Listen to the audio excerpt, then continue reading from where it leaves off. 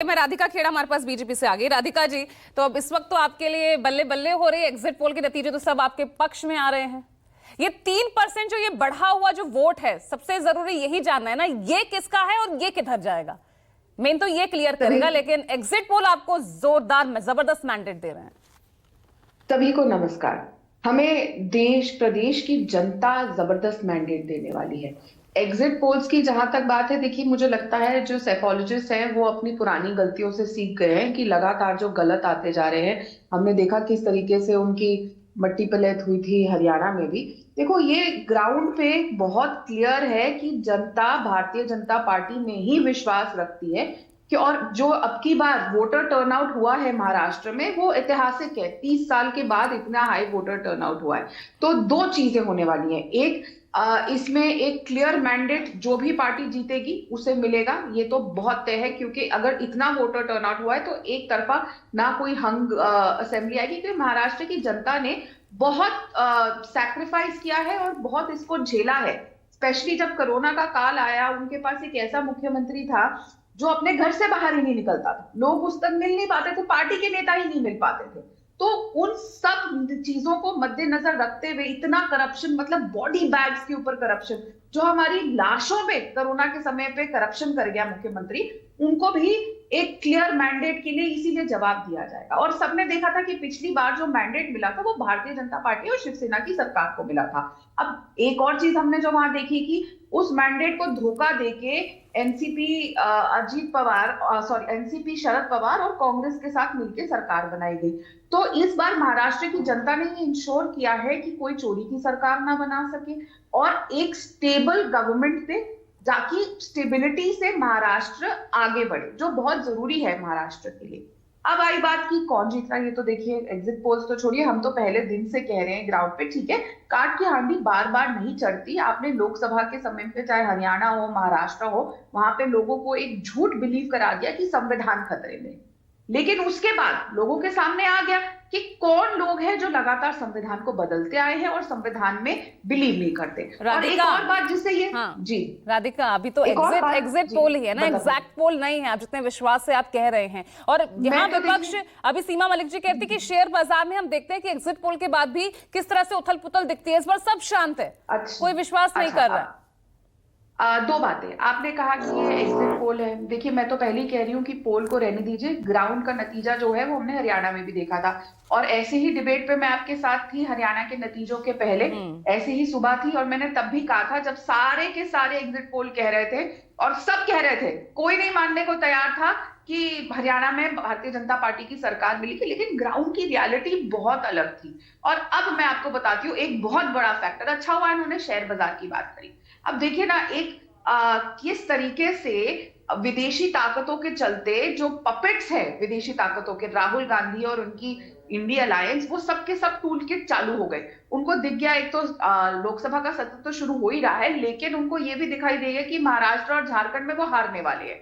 तो सोरस चाचा या मामा जो भी है वो राहुल गांधी के, उनके कहने पे उन्होंने एक नैरेटिव सुबह 4 बजे उठ के, आपने देखा था ना, ये जुबेर खान और कौन कौन जो इनके पेड ट्रोलर्स है, वो सब सुबह 4 बजे उठ के, और कुछ तथाकथित सो कॉल्ड सेक्युलर जर्नलिस्ट और राष्ट्रवादी जर्नलिस्ट बैठ के ट्वीट करने लग गए थे सुबह 4 बजे। मैं तो कहती हूँ ब्रह्म मुहूर्त पे उठ रहे हैं, बहुत अच्छी बात है, ये हमारा कल्चर सिखाता है कि हम ब्रह्म मुहूर्त पे उठ रहे हैं और मुसलमान 5:30 बजे उठ के अपनी फजर की नमाज करें।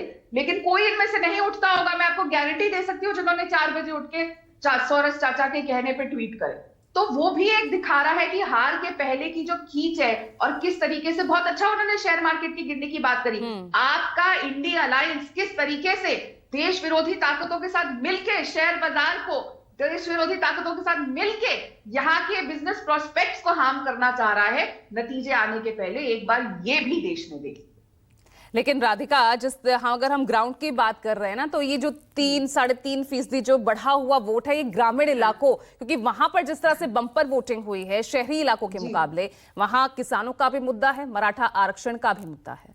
एब्सोल्युटली पूजा जी, राजीव रंजन जी यहाँ बैठे हैं, वो हरियाणा चुनाव में गांव गांव में गए थे, और मुझे याद है मैंने इनका पूरा जितना इनका टूर रहा था फॉलो किया था। हुड्डा जी तो जी मुख्यमंत्री बन रहे हैं, किसान खतरे में है, पहलवान खतरे में है, किसान तो सड़कों पे है। आपको याद है किसान आंदोलन पे भी कैसे ही इंडिया अलायंस ने रोटियां सेकी थी, क्या हुआ?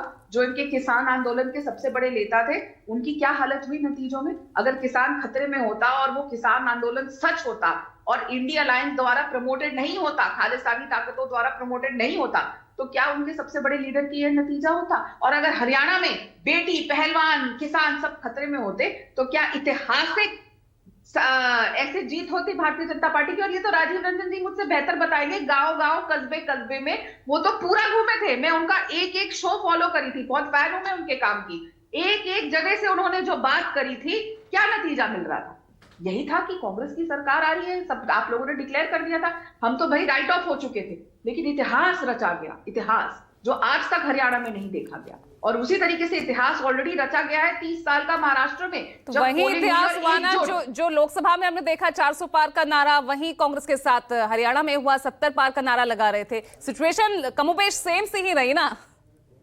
नहीं, मुझे नहीं लगता कि आप जो लोग तीसरी बार भी 100 का आंकड़ा पार नहीं कर पाए, उनको आप भारतीय जनता पार्टी के साथ कंपेयर कर सकते हैं, जहां पे तीसरी बार। ठीक है, 10 सेकंड राजीव, 10 सेकंड राजीव को दे रही हूं, उसका अरुण सावंत जी का रुख करूंगी।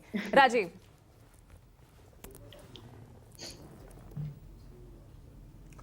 नहीं, राधिका खेड़ा जो कह रही है वो बिल्कुल सही बात है। जमीन पर यही दिख रहा था कि भारतीय जनता पार्टी की सरकार वापस नहीं आ रही है। हाँ। और लोग बातें भी इसी तरह की कर रहे थे और चुनाव के नतीजे बिल्कुल उलट आए। और उसके बहुत सारे देखिए नतीजे आने के बाद तो समीक्षा करना बहुत आसान है, उसमें बहुत सारे कारण समझ में आए। 7-8 सीटें कांग्रेस के बागियों से हार गई, बीजेपी का इलेक्शन के दिन का मैनेजमेंट, उनके संगठन की ताकत उनके साथ खड़ी रही।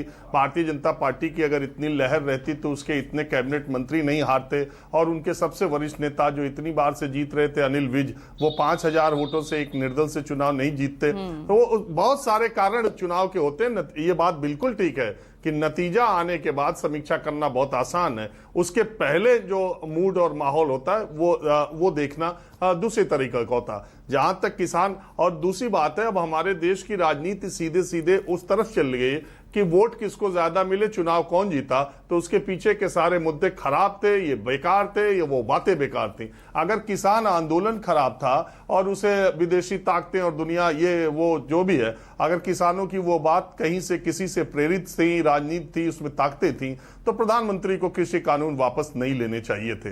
प्रधानमंत्री को कृषि कानून पर अड़े रहकर पंजाब और उत्तर प्रदेश के चुनाव में जाना चाहिए था, लेकिन ऐसा नहीं हुआ। चुनाव में प्रधानमंत्री ने वापस लेकर के खुद ही माना, इस देश के सबसे और दुनिया के सबसे बड़े लोकप्रिय नेताओं में से एक प्रधानमंत्री ने खुद ही माना कि वो समझाने में कामयाब नहीं हुए और इसलिए वो अपना पंजाब और उत्तर प्रदेश चुनाव से पहले उन्होंने कृषि कानून वापस ले लिए। वापस लिया इसका मतलब है कि उन्हें लगा कि ये किसानों के लिए ठीक नहीं है या किसान उसको ठीक नहीं समझ पा रहे, तो वो पूरा आंदोलन इसलिए 1.25 साल का खराब हो गया या उसमें ताकतें, मैं ऐसा नहीं मानता। हरियाणा में कांग्रेस की सरकार नहीं बनी और बन जाती तो पहलवानों का मुद्दा ही था, और बीजेपी की सरकार बन गई तो पहलवानों का कोई मुद्दा ही नहीं था, ऐसा मैं नहीं मानता। चुनावी जीत, अभी भी चुनाव में जीत महायुति की हो या महाविकास अघाड़ी की हो, उससे ये नहीं खत्म हो जाता कि इस देश में अब भ्रष्टाचार चुनाव का कोई मुद्दा नहीं रहा। नेशनलिस्ट करप्ट पार्टी कहने वाली बीजेपी ने अजीत पवार को डिप्टी सीएम बनाया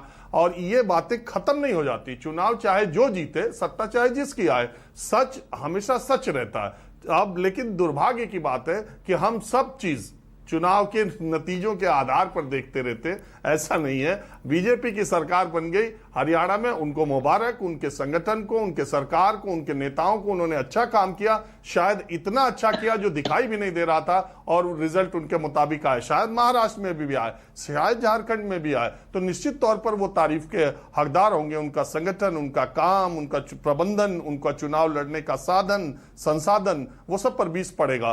तभी उनका प्रचार, उनके कैंडिडेट्स, उनकी रणनीति, उनके समीकरण, तब माना जाएगा। लेकिन इससे मूल जो मुद्दे हैं, ये नहीं कहा जा सकता कि किसानों का 4,000 रुपए लागत है क्विंटल की सोयाबीन की और 3200-3400 रुपए उन्हें मिल रहे तो किसान परेशान है, और कपास का पैसा उसे नहीं मिल रहा है ठीक तो किसान परेशान नहीं है। और नतीजों से महाराष्ट्र की अगर महायुति की सरकार आती है तो कहा जाएगा कि नहीं, किसानों ने तो खुल करके वोट दे दिया और उसमें सोयाबीन मुद्दा नहीं है और कपास मुद्दा। ये मुद्दा है, नतीजे अलग हो सकते हैं।